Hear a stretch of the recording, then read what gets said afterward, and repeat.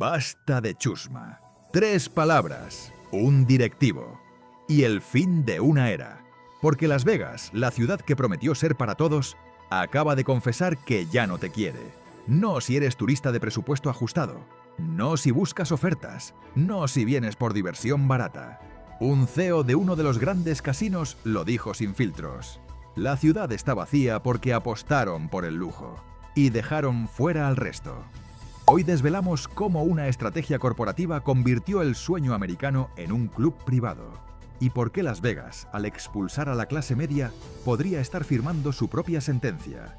Suscríbete, activa la campanita y dale like, porque lo que viene no es un accidente, es un plan. Bienvenidos a Secretos de Las Vegas. Para entender cómo llegamos aquí, hay que retroceder varias décadas. Porque Las Vegas no nació como un destino de lujo. Nació como un oasis accesible en medio del desierto. Un lugar donde cualquiera, sin importar su cuenta bancaria, podía sentirse millonario por un fin de semana. La promesa era simple, directa, casi democrática. Ven, gasta lo que puedas, diviértete. Y esa promesa funcionó durante décadas. En los años 50, 60, 70, Las Vegas era el gran escape americano. Familias de clase media conducían desde California, Arizona, Utah, llegaban en coches cargados, con niños en el asiento trasero y expectativas modestas. No venían a gastar fortunas, venían a vivir una experiencia. Los hoteles lo sabían y jugaban con esa psicología.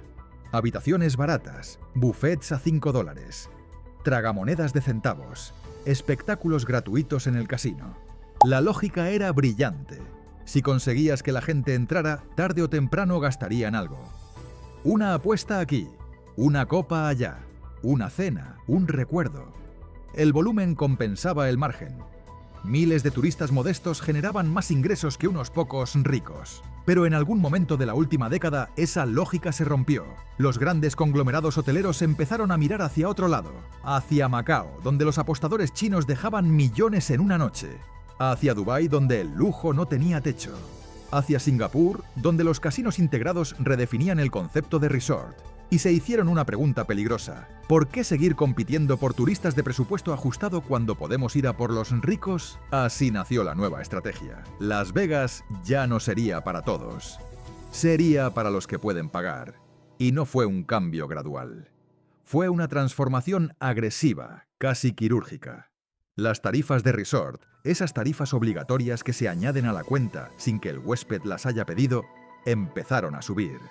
Primero fueron $10 por noche, luego 20, luego 30. Ahora, en algunos hoteles, superan los $50 diarios. Los buffets, esos templos de la abundancia barata, empezaron a cerrar, uno tras otro. Reemplazados por restaurantes de alta cocina con chefs famosos y precios que hacían llorar a la clase media. Las promociones desaparecieron. Las ofertas de 2 noches por el precio de una se esfumaron. Los cupones de descuento, los créditos de juego gratuitos, las bebidas gratis en el casino, todo eso quedó en el pasado. Y en su lugar llegaron clubes nocturnos con entradas VIP de $500. Suites que cuestan más por noche que el salario mensual de muchas familias. Experiencias exclusivas diseñadas para Instagram, no para el bolsillo promedio. El mensaje era claro, aunque nadie lo dijera en voz alta. Si no puedes permitírtelo, sobras. Según habría revelado un análisis interno filtrado de uno de los grandes conglomerados, los casinos descubrieron algo que cambió todo. El 20% de sus clientes generaba el 80% de los ingresos. El principio de Pareto aplicado al juego. Y tomaron una decisión radical: apostar todo a ese 20%. Diseñar la experiencia completa para ellos. Y olvidarse del resto. El problema, el gran problema que nadie anticipó, es que ese resto no era prescindible. Ese resto era la base. La gente que llenaba las mesas los martes por la tarde. Las familias que venían en coche desde Los Ángeles y se quedaban 3 noches. Los jubilados que jugaban en las tragamonedas durante horas, apostando poco pero generando movimiento, ambiente, vida. Esa gente ya no encajaba en el nuevo Las Vegas. Y poco a poco dejaron de venir. Las calles empezaron a vaciarse. Los casinos, antes bulliciosos a cualquier hora, comenzaron a sentirse desiertos entre semana. Los fines de semana seguían siendo rentables, pero el resto de la semana, el silencio era ensordecedor. Los empleados lo notaron primero. Las camareras veían menos mesas ocupadas. Los croupiers esperaban jugadores que no llegaban. Los botones cargaban menos maletas. Y entonces, en medio de ese vacío creciente, un CEO decidió decir en voz alta lo que todos pensaban en privado. Fue en una conferencia de inversores, una de esas reuniones corporativas donde los números importan más que las personas. Micrófonos abiertos, cámaras encendidas, analistas financieros tomando notas. Y un CEO, que quizá cansado de las preguntas incómodas sobre la caída en el tráfico de visitantes, decidió ser brutalmente honesto. Basta de chusma, esas fueron sus palabras. 3 palabras que resumían años de estrategia corporativa. 3 palabras que confirmaban lo que muchos sospechaban, pero nadie se atrevía a decir. Las Vegas había dejado de querer a sus turistas tradicionales. Según habría trascendido en reportes posteriores, el directivo explicó con una frialdad casi clínica que la estrategia de los últimos años había sido clara, deliberada, sin margen para la ambigüedad: elevar el perfil del cliente. Traducción: deshacerse de los turistas de bajo gasto. No queremos gente que venga solo a aprovechar ofertas, habría dicho. No queremos gente que reserve la habitación más barata, coma fuera del hotel y juegue $10 en toda la noche.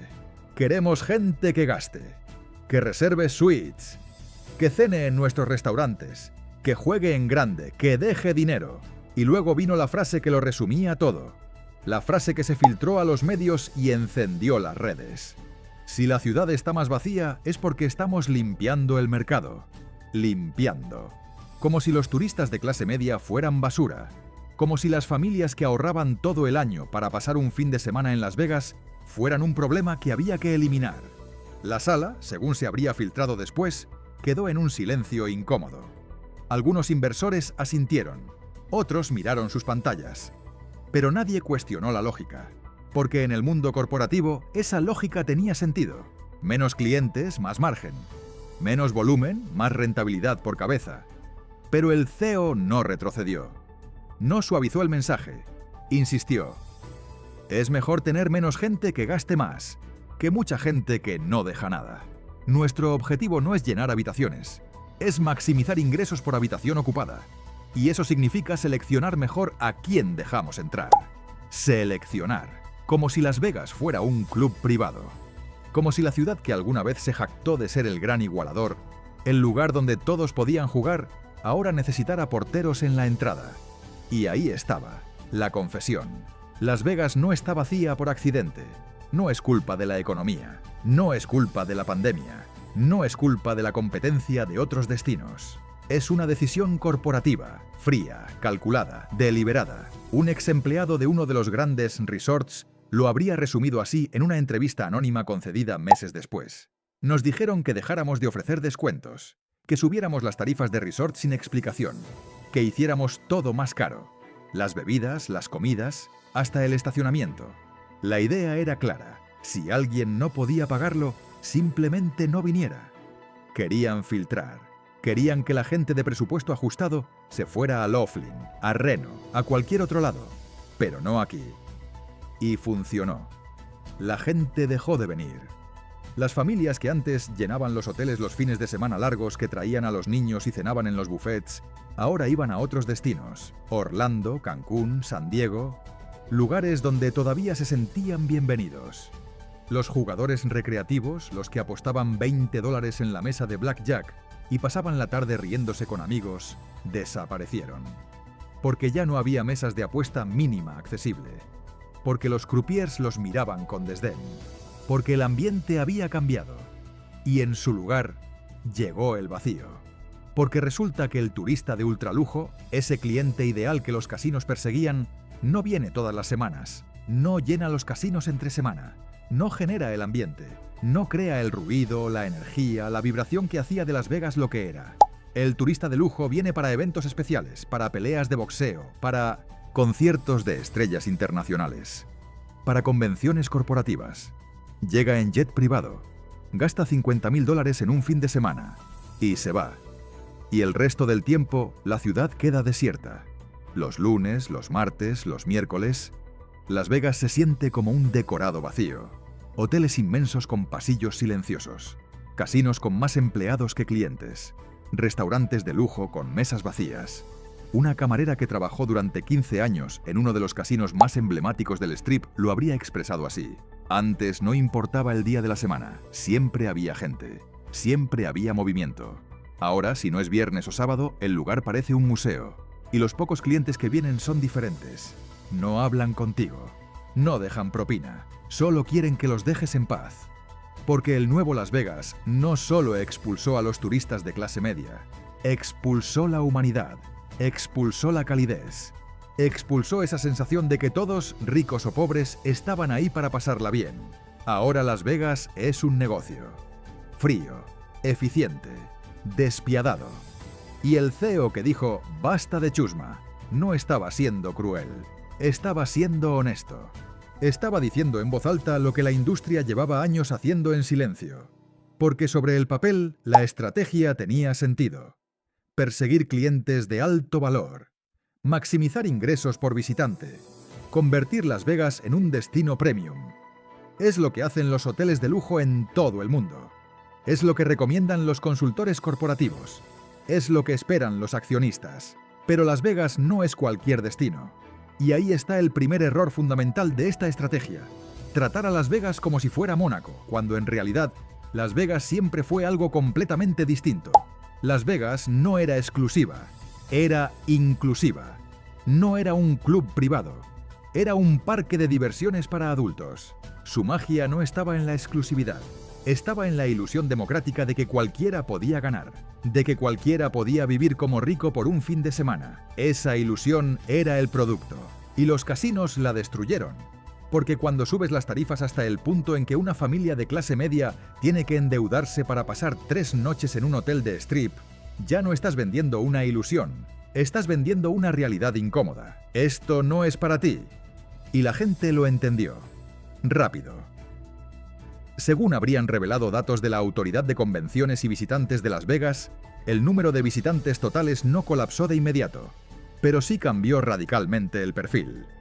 Menos familias, menos turistas nacionales de clase media, menos visitantes repetitivos y más turistas internacionales de alto poder adquisitivo, más grupos corporativos, más eventos exclusivos.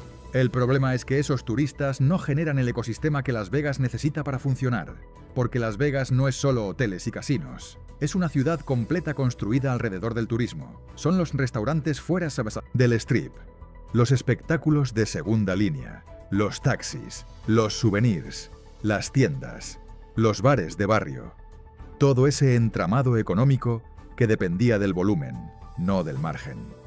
Cuando reduces el volumen de visitantes a la mitad, pero esperas que gasten el doble, estás asumiendo que ese gasto se distribuirá por toda la ciudad. Pero no es así. El turista de lujo no sale del strip, no alquila coche para explorar, no va a cenar a un restaurante local, no compra recuerdos en una tienda de barrio. El turista de lujo se queda en su burbuja. Suite, restaurante del hotel, club nocturno del hotel, spa del hotel, y se va. Su dinero nunca llega al resto de la ciudad. Y mientras los grandes conglomerados hoteleros celebran márgenes récord, el resto de Las Vegas se desangra. Pequeños negocios cierran. Restaurantes que llevaban décadas abiertos echan el cierre. Espectáculos que eran instituciones desaparecen por falta de público. Porque esos negocios no fueron diseñados para atender a millonarios. Fueron diseñados para atender a la clase media. Y la clase media ya no viene. Pero hay un segundo error, quizá más grave todavía. Los casinos asumieron que el turista de lujo es infinito, que siempre habrá suficientes millonarios dispuestos a venir a Las Vegas, gastar fortunas y mantener la máquina funcionando. Pero el turista de lujo es volátil. Viene cuando hay eventos, cuando hay exclusividad, cuando hay novedad. No viene por rutina, no viene por nostalgia, no viene porque Las Vegas sea parte de su identidad. El turista de clase media sí lo hacía. Venía cada año. Traía a sus hijos. Luego traía a sus nietos. Las Vegas era parte de su vida. Ese vínculo emocional generaba lealtad. Y la lealtad generaba ingresos predecibles. Pero los casinos rompieron ese vínculo. Deliberadamente. Y ahora están descubriendo que reemplazar lealtad con lujo es mucho más difícil de lo que pensaban. Porque el lujo es replicable. Dubái tiene lujo, Macao tiene lujo, Singapur tiene lujo.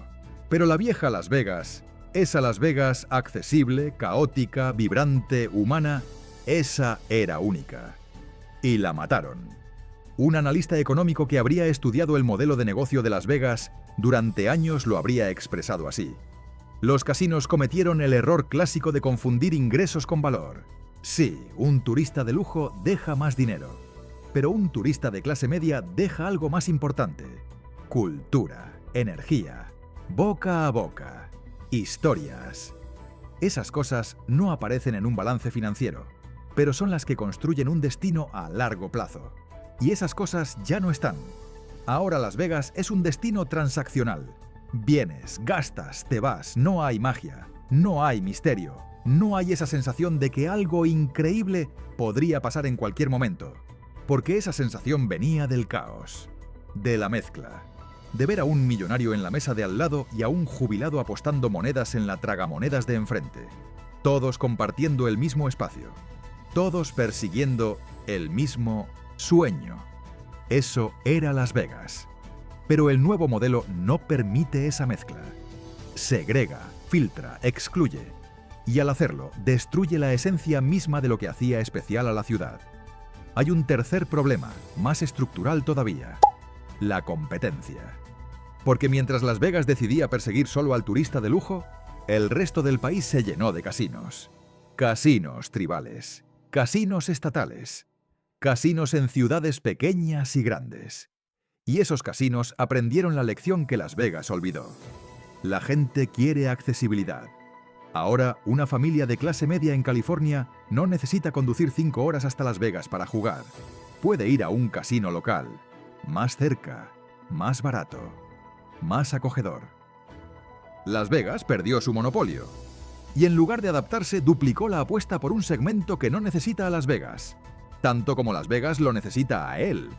Porque el turista de lujo tiene opciones, muchas opciones. Puede ir a Mónaco, a Macao, a Dubái, a Singapur. ¿Por qué elegiría Las Vegas? Antes, la respuesta era clara. Porque Las Vegas era única. Era el lugar donde todo podía pasar, donde las reglas normales no aplicaban. Pero ahora Las Vegas es solo otro resort de lujo en medio del desierto. Y los resorts de lujo son intercambiables. Un ex empleado de marketing de uno de los grandes casinos lo habría resumido así: perdimos nuestra identidad. Antes, Las Vegas significaba algo. Ahora solo significa caro. Y caro no es suficiente para construir una marca. Entonces, ¿qué queda? Queda una ciudad atrapada entre dos identidades. Demasiado cara para la clase media. Demasiado genérica para el ultralujo. Una ciudad que expulsó a sus clientes leales persiguiendo un sueño corporativo que nunca se materializó del todo. Y ahora, con las calles vacías y los casinos silenciosos entre semana, los ejecutivos empiezan a preguntarse si cometieron un error. Pero es demasiado tarde para retroceder. Porque una vez que rompes la confianza, una vez que le dices a tu cliente «ya no te queremos aquí», no puedes simplemente pedirle que regrese. Las consecuencias no se hicieron esperar. Y no solo afectaron a los grandes casinos, afectaron a toda la ciudad. Porque Las Vegas es un ecosistema. Y cuando matas la base de ese ecosistema, todo lo demás colapsa. Los pequeños hoteles fuera del Strip fueron los primeros en caer. No podían competir con los precios altos. No tenían el lujo. No tenían la marca. Así que cerraron, uno tras otro. Los restaurantes independientes siguieron.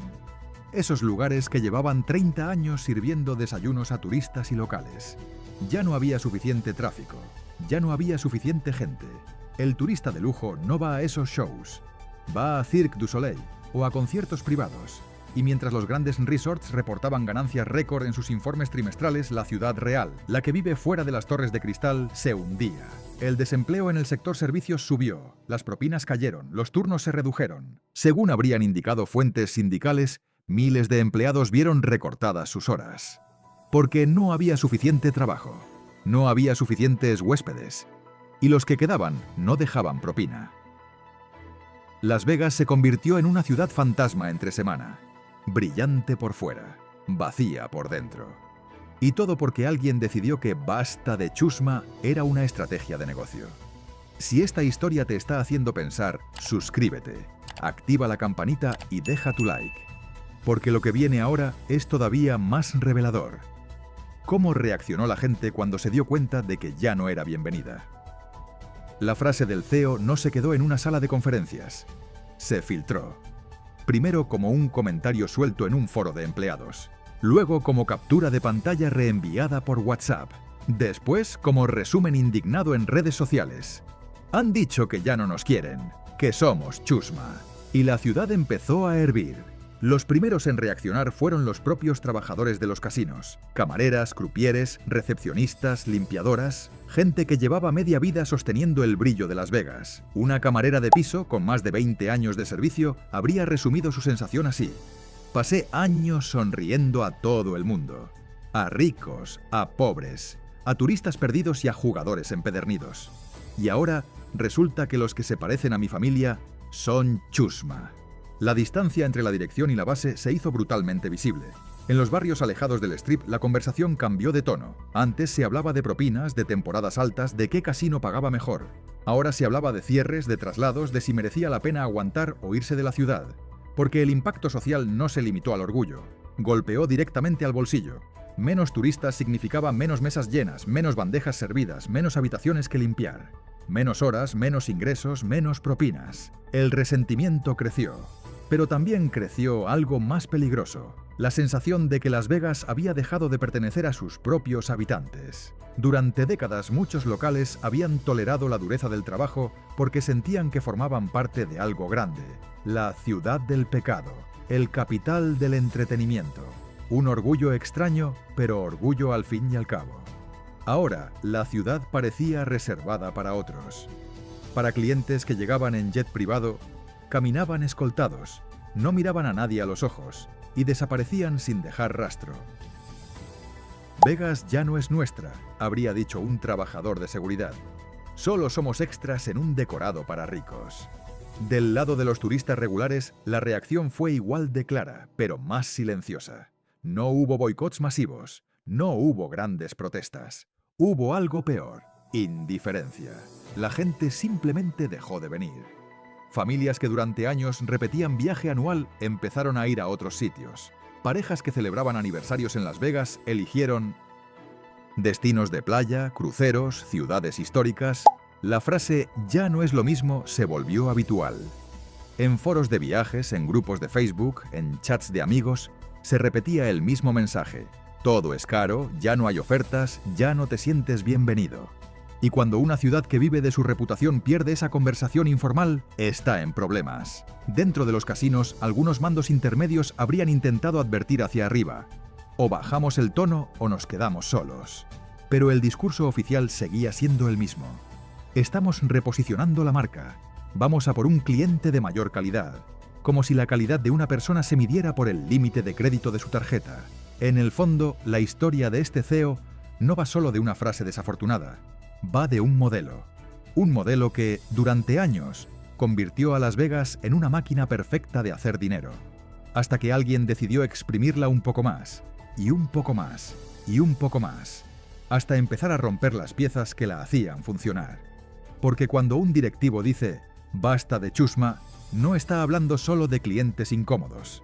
Está hablando de todo lo que considera prescindible: turistas de bajo gasto, trabajadores incómodos, negocios pequeños, vida local, todo lo que no entra en el Excel. El problema es que una ciudad no es una hoja de cálculo.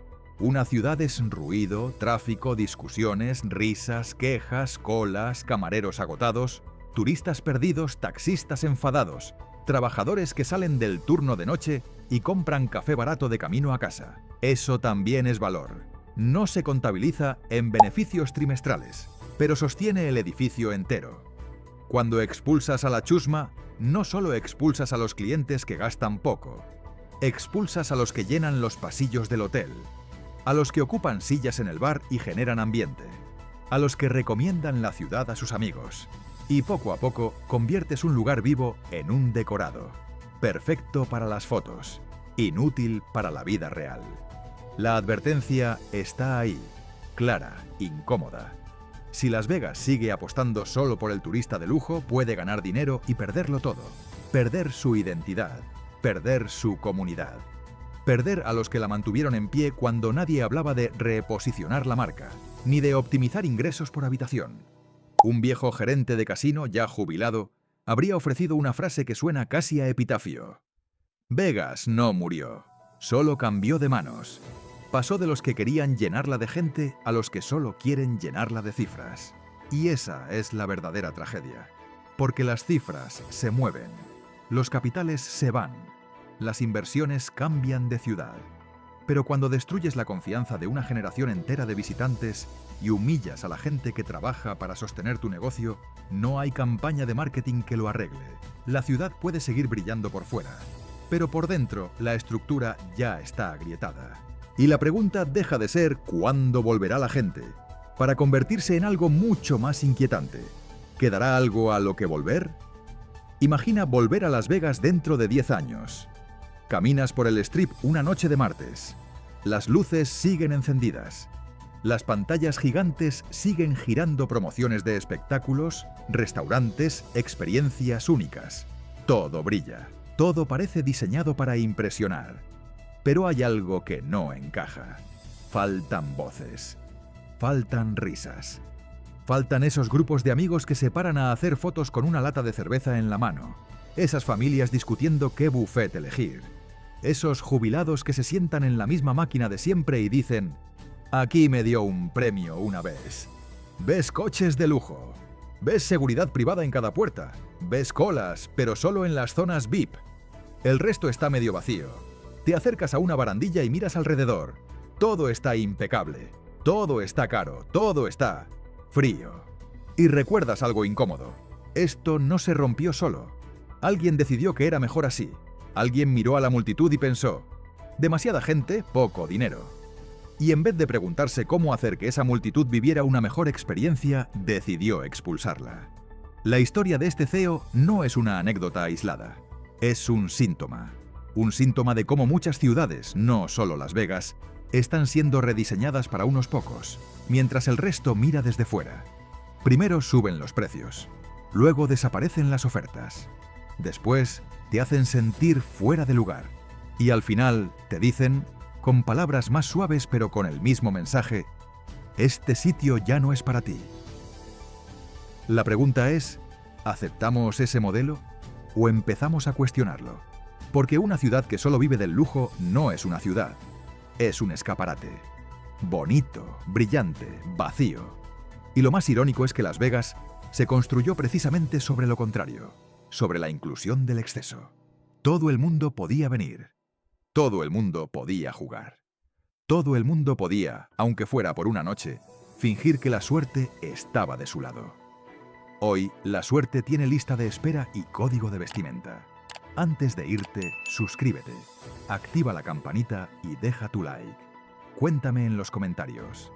¿Crees que Las Vegas podrá recuperar alguna vez su esencia popular? ¿Te sentirías bienvenido en la ciudad tal y como la están rediseñando ahora? ¿Dónde crees que está la línea entre subir la calidad y expulsar a la gente? Porque al final Las Vegas solo es el espejo. Lo que refleja somos nosotros.